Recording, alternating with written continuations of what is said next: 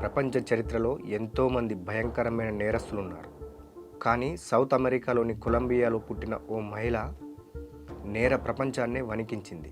ఆమె కేవలం క్రూరమైన మనిషి మాత్రమే కాదు, ఒక నేర సామ్రాజ్యానికి రాణి. కొకైన్ సామ్రాజ్యానికి మొట్టమొదటి మరియు చివరి మహిళా రాణి. ఆమె అసలు పేరు గ్రిసెల్డా బ్లాంకో. ప్రపంచం ఆమెను కొకైన్ గాడ్ మదర్ అని పిలిచింది. బొమ్మలతో ఆడుకునే వయసులోనే ఆమె చేతిలో తుపాకీ ఉండేది. ప్రేమలో పడే వయసులో ఆమె మాత్రం హత్యలు చేయడం ప్రారంభించింది.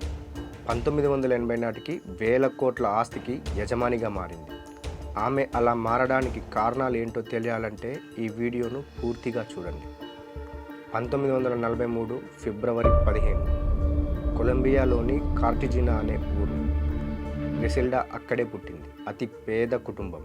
బతకడమే ఒక యుద్ధం. చిన్నప్పుడే తండ్రి వదిలేసి వెళ్ళిపోయాడు. తల్లి తాగుడికి, వ్యభిచారానికి బానిసయ్యింది. 3 సంవత్సరాల వయసులోనే కుటుంబం మెడలిన్కు మారింది. అప్పట్లో మెడలిన్ అంటే నేరాలకు పుట్టినిల్లు.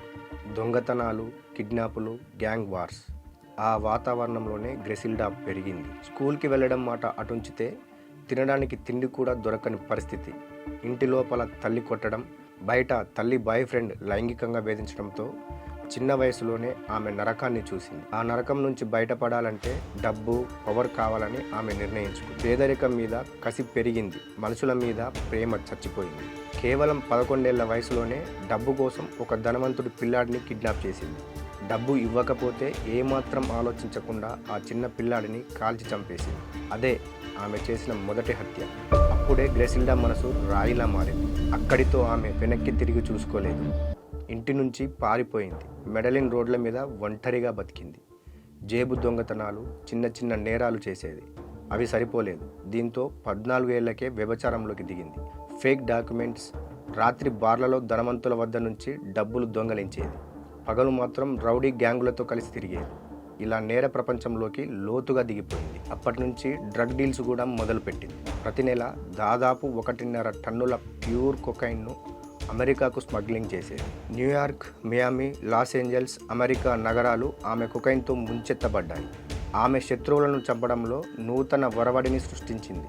తనకు గిట్టని వారిని చంపేందుకు తన మనుషులు మోటార్ సైకిళ్లపై వెళ్ళి వారిని కాల్చి అక్కడి నుండి క్షణాల్లోనే పారిపోయేవారు. ఇలా వందల మందిని నిర్దాక్షిణ్యంగా చంపి మియామి రోడ్లను రక్తంతో నింపింది. ఇలా తన సామ్రాజ్యాన్ని స్థాపించుకుంది. మయామి నగరంలో ఉన్న ఆమె బంగ్లాలో డబ్బు కుప్పలు కుప్పలుగా ఉండేది. ప్రైవేట్ జెట్ విమానాలు, సముద్రంలో నడిచే లగ్జరీ పడవలు, పార్టీలతో నిండిన రాత్రులు, నగలు దాచే గదుల్లో లక్షల డాలర్లు విలువైన నెక్లెస్లు ఉండేవి. ఆమె ఇచ్చిన పార్టీలకు కొలంబియాలోని డ్రగ్ డాన్లు కూడా కంగు తినేవారు. ఆమె పవర్ చూసి అందరూ తల వంచేవారు. ఈ డ్రగ్ రానికి ఉన్న రూల్ ఒకటే: నాతో చేతులు కలపండి లేదా చచ్చిపోండి. పోలీసులైనా, జడ్జీలైనా, శత్రువులైనా, అధికారులైనా ఎవడైనా సరే ఆమె జేబులో ఉండాలి, లేదంటే శవపేటికలో ఉండాలి. ఆమె క్రూరత్వానికి ఒక చిన్న ఉదాహరణ చెప్పాలంటే దాదాపు 250 హత్యలు ఆమె కనుసన్నల్లో జరిగాయి. రక్తం చిందించడం ఆమెకు ఒక అలవాటు. మయామి రోడ్ల మీద ఆమె పేరు వినగానే జనం వణికిపోయేవారు. తన దారికి అడ్డు వచ్చారని తన 3 భర్తల్ని ఏమాత్రం కనికరం లేకుండా చంపేసి, అందుకే ఆమెకు బ్లాక్ విడో అనే పేరు వచ్చింది.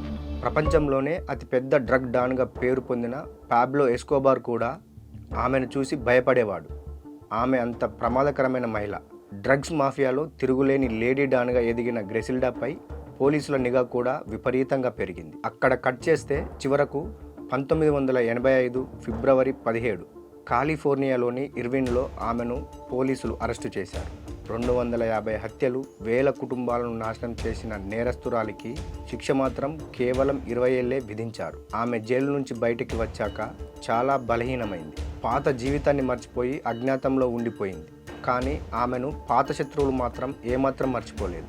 2012 సెప్టెంబర్ 3 మెడలిన్లో ఒక మాంసం కొట్టు దగ్గర ఆమె సరుకులు కొంటున్న సమయంలో 2 వ్యక్తులు బైక్ మీద వచ్చారు. 2 గుళ్ళు, అంతే. కొకైన్ గాడ్ మదర్ అక్కడికక్కడే కూలిపోయింది. విచిత్రం ఏంటంటే ఆమె ఇతరులను చంపించిన అదే మోటార్ సైకిల్ స్టైల్లోనే ఆమె కూడా చనిపోయింది.